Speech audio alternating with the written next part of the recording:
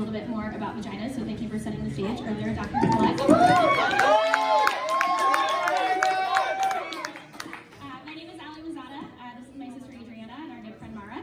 We're here to talk to you about period poverty today. So we're three friends. We've been friends for about 20 years. We all went to Mars High School together. We got some fans in the back. Shout out. We've been friends for about 20 years, and this year we decided to do something cool and exciting, which was starting a nonprofit for the first time.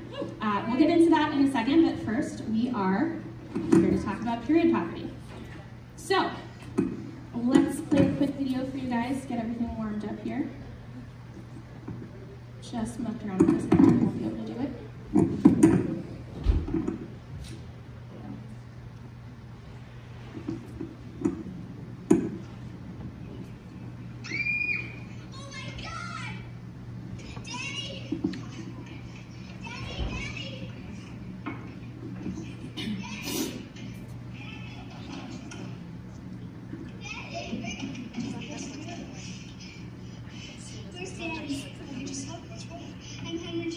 What do you mean you're hemorrhaging? I don't need your help. Did this happen in the bathroom? How old are you? 11 and a half. It's okay. You went upstairs, we can talk. Your mommy and daddy did that?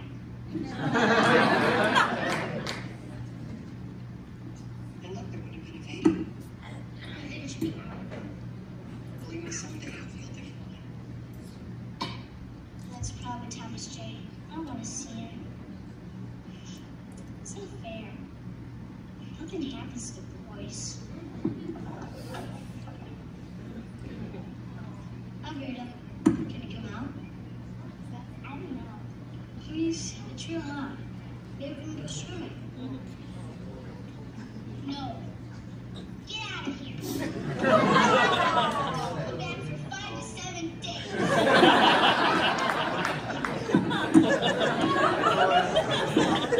So, now that that's out of the way, I think maybe that might be a little bit familiar for some of us, getting your period for the first time and not really knowing what that is. So let's talk about it. Oops, I'm going backwards. I think I've learned nothing from watching 2 other people do this. Oops, a little proud of ourselves. So this is the female reproductive system. I'm going to take my earring out because I think it's making a lot of feedback. All right, sorry, we're done. Okay. So this is the female reproductive system. Every month, it sheds its lining. We like to talk about vaginas and uteruses as cuteruses. She's cute, right? Just kidding, we're adults. We're going to talk about them as vaginas and uteruses. Just kidding, we're not. Anyway, back to science. So between the ages of 12 and 55, you're of menstruating age, meaning that once a month, you shed the lining of your uterus and have your period. This equates to roughly 3 to 5 years of your life as a woman or someone with a vagina. And that's kind of a long time, if you think about it. My notes are gone. I wanted to talk a little bit about what that means for a woman. So you have to obviously do something with the lining that's coming out of your body. So you might need a pad or a tampon or something to soak up that blood or take it away. But for a lot of women, they suffer from period poverty. And so what is period poverty? So this is basically what describes the struggle that many low-income women face when trying to afford menstrual products and the financial burden posed by them and other menstrual supplies. This also includes things like, obviously, sanitary napkins or pads and tampons, but also pain medication, clean underwear, and things like that. Period poverty not only affects women and girls in developing countries, but affects women and girls here in the United States and other wealthy industrialized countries as well. Just a note on poverty, the official poverty rate last check was about 12% in the United States, and here in Pittsburgh, it's about between 20 and 22%. So thinking about that, that means that 1 in 4 women have to choose between a meal for themselves and their family or period products for themselves. And if you think about that, that's pretty sad. And if you think about it in terms of what's going on here in Pittsburgh, that's actually 1 in 2 women. So if you look around, I think there's maybe more than 1 or 2 women in this room. So if you think about it in that way, it's a pretty immense number. And if you can't afford period products, you have to turn to other things. In a survey in the UK of, I think, 14 to 21-year-olds, about 42% of those girls had to resort to other things like wadded up tissues, literal pieces of cardboard they find in a dumpster, an old rag that they have. It may or may not be clean, but they need something to get through their days. On top of that, there's something called the pink tax that some of you may know about, and this refers to the extra amount of money that women have to pay for basic necessities. This is things like shampoo, deodorant, things like that, that regardless of gender, that you need as a necessity. But as a female, those are more often than not colored pink, actually, and the price is jacked way up. So these are just for things that we have to buy just like everyone else, not even including menstrual products that we need. And this graph just shows some of those products that we pay more for. If you see on the right there, personal care products is by far the most, 13% more than what our male counterparts pay. To put that into perspective, we're being charged an extra $1,300 a year just because we have a different sex or gender than someone else does. And then there's this whole lovely thing when you have your period around not being able to talk about it. So we'll watch this clip now. Oops.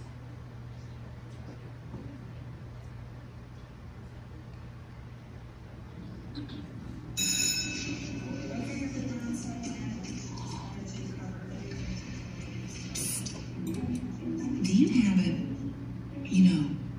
a tampon? Oh, heck yeah. No, not here. Someone will see. Relax. No one's gonna know. Is that a piece of dog poop? Open it. What do you mean, open it? Just look inside. There's a tampon in here. Yeah, but they won't know. They'll just see the poop. The only tampon hidden inside other things you'd rather take out of your bag in public. Hey, do you have a, Sure do. I don't know. Open it. Wow, so discreet.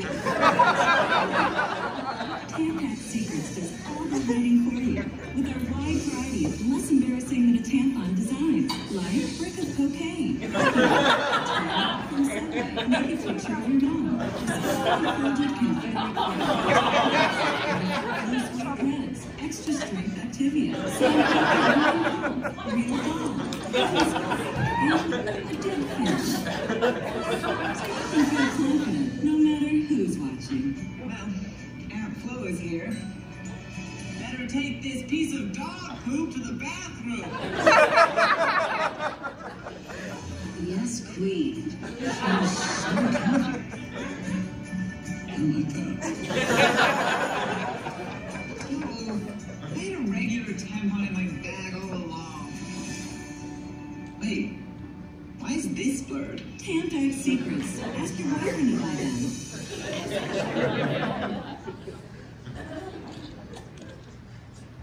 All right, so all jokes aside, what's in a stigma? The stigma against period products can lead to discrimination against basic rights, like your basic human dignity. Having your period is totally normal and something that a lot of us deal with. Actually, I think the stat right now is that it's 26% of all people in the world. There's about 2.2 billion people are of menstruating age and are menstruating right now. So not an insignificant amount of people. You are basically, you don't have necessarily the right to work or get an education in a lot of countries, especially in underdeveloped countries. You might not have the products that you need to be sanitary and clean and take care of yourself, so you can't go to work, you can't get a job, you can't go to school. And there's also discrimination against your gender and equality. More than that, you can actually also face a stigma for not having your period. You might be seen as not being female enough. And those types of beliefs can adversely affect women who experience irregular menstruation or transgender women, and it's also really harmful to transgender men who menstruate because they may not feel safe to go to the restroom or get access to the same basic needs and sanitary options that we have. And also, I just love this. So, can't talk about stigma without having a little wide-set vagina. All right. So what do I need when I'm on my period? A few basic necessities, right? You need access to clean material to absorb and collect your menstrual blood. You need the ability to change these materials in a safe and clean environment. You need, basic necessities like soap and water. You should have some sort of education around what menstruating is, what your cycle is, and how to be safe and take care of yourself.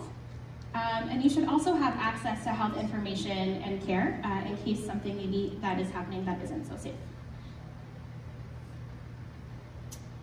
So it seems pretty simple, right? I need some soap, some water, and some tampons. Well, not so fast.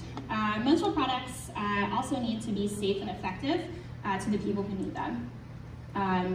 We actually don't require in the United States, nor do a lot of countries, we don't require manufacturers to disclose the ingredients or components of the sanitary products that they're selling. So some tampon brands have a chemical like dioxin, which is a highly toxic pollutant. And what's worse, there's been little research to determine the health consequences, if any, caused by these toxins. A lot of tampons contain synthetics, which are treated with chemicals, and cotton sprayed with pesticides. I'm not sure if you know this, but vaginas are pretty absorbent. So if you're sticking anything in there, you probably want to make sure that it's clean and not going to kill you. So what happens when you get some chemicals inside of you, you can end up with what's called toxic shock syndrome, or TSS, which is a condition caused by bacterial toxins. It could be something as simple as you getting a fever, or you could actually die from toxic shock syndrome. Women in poverty are actually more prone to toxic shock syndrome because they might not have access to the right absorbency of tampons or know when to change them as frequently as someone who is not in poverty. So this can lead to a big problem. So I've been talking for a little bit. Just wanted to recap what we've learned so far. So I mentioned, I think roughly 26% of the global population is menstruating right now, so 2.2 billion people. Menstruating can be expensive given the fact that a lot of these products aren't given to us for free, like toilet paper or soap when I'm at school or I'm at work, or if I happen to be incarcerated. Those don't come for free. Without access to simple necessities, menstruating can also be dangerous because we don't know the types of products that are in a lot of the chemicals that are in the products we use. And I'm 30 years old, and I never thought I would be standing on stage in front of my mom and her best friend talking about vaginas. All right, so are there any alternatives to what we've discussed so far? Menstrual cups. How did you know? And everyone should have one. We've got one right here if anyone would like to take a look later. All right, so what is a menstrual cup? So a menstrual cup is a reusable and eco-friendly alternative to pads and tampons. They're typically made from silicone or latex, so they're really easy to clean. They're not covered in toxins. And not only are they environmentally friendly, they're safer for the person who's using them. They don't harbor bacteria as much. If you need a clean one, you can use warm water, you can use soap, you can even boil them in water and vinegar. And you're less likely to get toxic shock syndrome. You may not have heard of one before, or maybe you have. They've kind of, I think, become popularized in the last 5 or 10 years, but they've actually been around since since the 30s, and they started being produced in the United States in 1987. So what is a menstrual cup, and what does it look like? So here is a brand that we're pretty fond of called Femicycle. We have one on stage if anyone would like to look after we chat. But they come in a variety of sizes. So they fit pretty much everyone. They're very comfortable. And how might I use one? They're pretty simple. You pretty much just need to wash your hands, fold it up like origami, insert it into your vagina, and it will collect all of your menstrual blood. You can leave it in for, I don't know, 8 to 12 hours. Obviously, you might want to take it out, clean it before you put it back in. It's pretty much the rinse and repeat method. But the other cool thing about menstrual cups, besides the fact that they are better for your body and the environment, one menstrual cup lasts as long or is equal to 3,360 tampons. So if you do the math, I think it's about between $30 and $40 per menstrual cup, and they can last up to 10 years. To spend the same amount or have the same number of cycles with tampons, you'd probably be spending about $8,000 to $10,000 over a 10-year period. So you're spending $30 or saving $8,000. Yeah, pretty cool, huh? Technology. All right. So with that, I promised Q and Maura, or Adriana, sorry, and Maura, that they could talk a little bit about our nonprofit and how we are trying to help provide women with menstrual cups. So let's take it away. Thank you, Alex.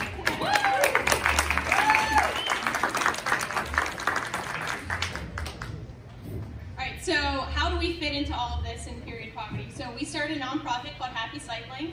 We're a 501c3, and our mission is to provide long-term feminine care to women in need in the Pittsburgh area specifically. And the reason why we chose menstrual cups, it's not because these alternative forms of care are, bad to use or we don't recommend them. As long as you have access to feminine care and it's safe and affordable, that's the perfect care for you. But we want to be able to impact a community, and these women will be set for the next 10 years, and we can move on to another community in need. So if you want to, this was our picture of our first event. Yeah, so that's our logo. So how we fundraise to do this is we host events, and I'll put our Instagram and stuff up later if you want to follow, if you guys want to come. So far we've had 3 events. Our first one was Have a Glass, Give a Cup. So it was kind of a wine and give a menstrual cup. And then our second event was We Love Pizza, period. So it was a pizza party. And our most recent one that we just had this past weekend, we actually partnered with another Mars grad who just opened a yoga studio in Mars. And it was our Go With The Flow event. So we try to have a little bit of fun with it. So Allie alluded to this a little bit, but to date we have raised $4,700, which is equivalent. Oh, well, okay, so breaking news. We actually got a $1,000 donation tonight, so we've actually raised $5,700. Don't make me do the math on the fly, but it's more than $206,000 equivalent. And so what that means is 235 women in Pittsburgh now have menstrual care for the next 10 years.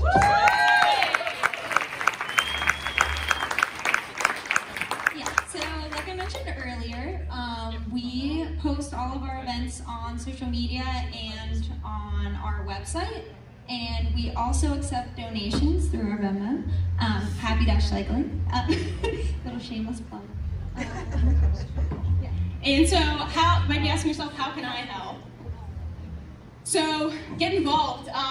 First off, just don't be ashamed to talk about periods, whether you have one or probably know someone who has one. So, talk about it. Don't sneak your tampon up your sleeve. Just walk to the restroom with it. It's not a big deal. Also, go and vote. So nationwide, state and local bills, they're working to end period poverty. People are learning about this issue.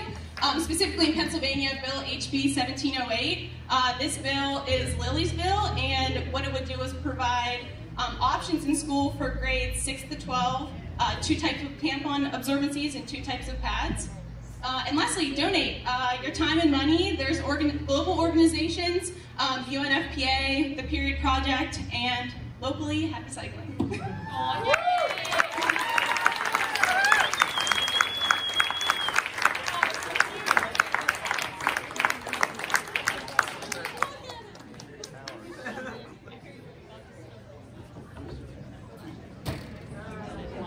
All right, got 5 minutes for questions. Come on, keep going.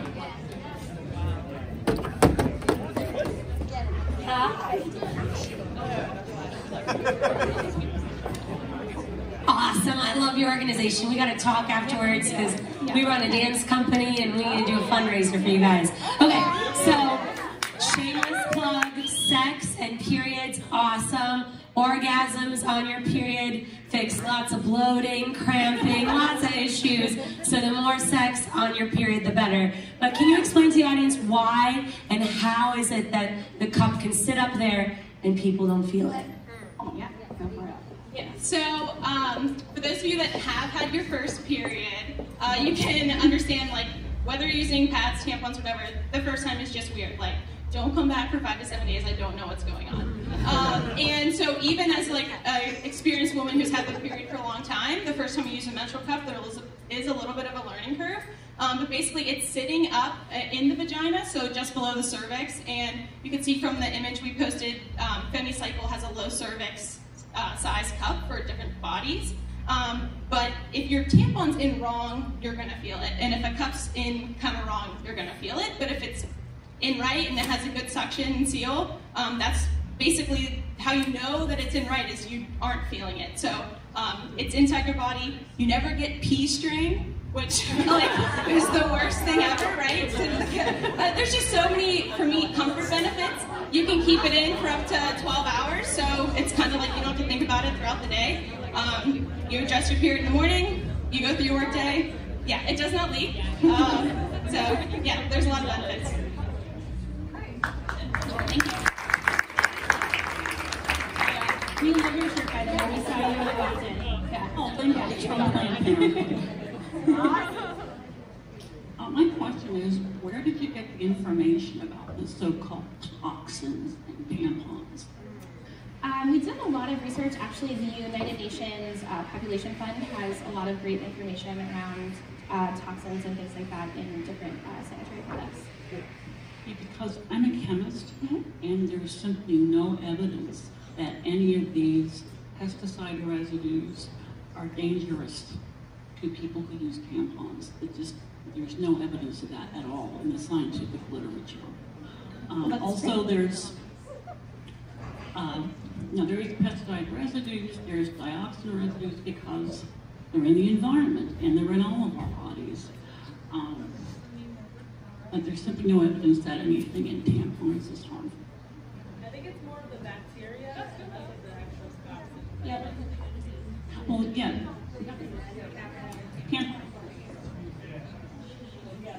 There are bacteria now. Every product in the supermarket or in the pharmacy is not sterile unless it's specifically said on the label that it's sterile. So yes, there are bacteria in tampons and pads and paper towels and tissues and toothpaste and whatnot. Yeah, so I just want to reiterate, so we are not like period shaming anyone that uses tampons. The reason why we chose menstrual cups is because it's a long-term solution. And just to kind of comment on that, at one time I tried a fragrance tampon, did not work with my body. So thank you for that. I don't have a chemist degree, but we're choosing cups not because other forms are bad, but because we're like trying to make a long impact.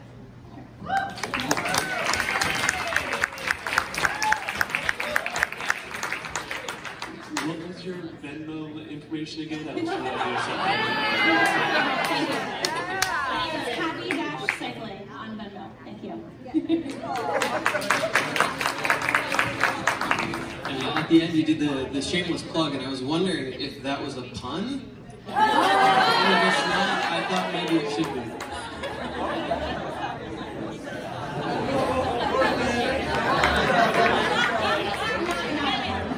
So the name for our next event. Hello. I think what you guys are doing is really great. I wanted to suggest just branching out into maybe like birth control, which can prevent periods altogether, which has been proven not to be harmful to other women. And there's actually a lot of misinformation about women need to have the periods, and that's actually not true. Not true. So I mean, I don't know if that's something you guys are interested in. Yeah, no, that's great feedback. I think we're obviously just getting started, but would be happy to chat with you after. Okay. Yeah. Cool. Yeah. Thank you. Last question. I know that you girls are doing an amazing job. There we go. And I know that what you're aiming for is to be able to do the most good which is very utilitarian, and I wholeheartedly agree with it. But do you offer any options for women who can't wear menstrual cups because their cervix may be shaped differently, or even their vaginal canal isn't exactly straight, and thus things like tampons and cups and even having sex can be extremely painful? Absolutely. Oh, yeah, I was just going to say, like Maura mentioned, we're not by any means saying that menstrual cups are the only thing that you should use, and to your point, to a lot of bodies, it might not be the right choice. We just want to provide options to women that are outside of the normal pads or tampons. Is that something that you think that eventually you do? Yeah, absolutely. It's certainly something that we could do. We're just very much getting started, so who knows where we'll be next year. Yeah, thank you.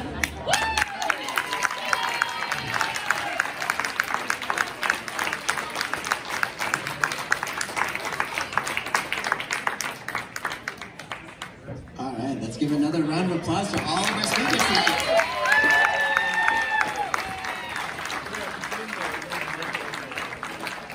And we also always like to thank Spirit. You guys are fucking awesome, Spirit.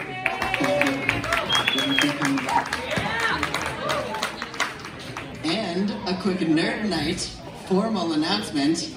After January, we have officially covered all of our expenses and we're making some motherfucking money!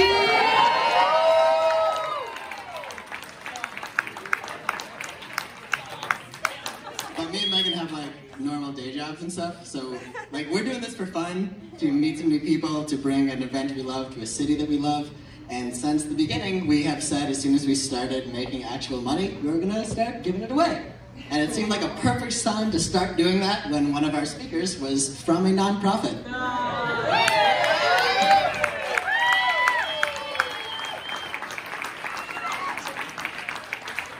So give these guys some money.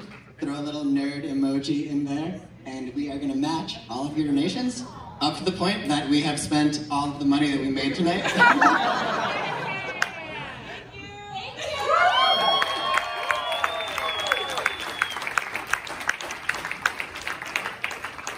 Alright, so thanks again for coming out. Here's everybody's info. We got websites, we got Venmos, we got whatever you need.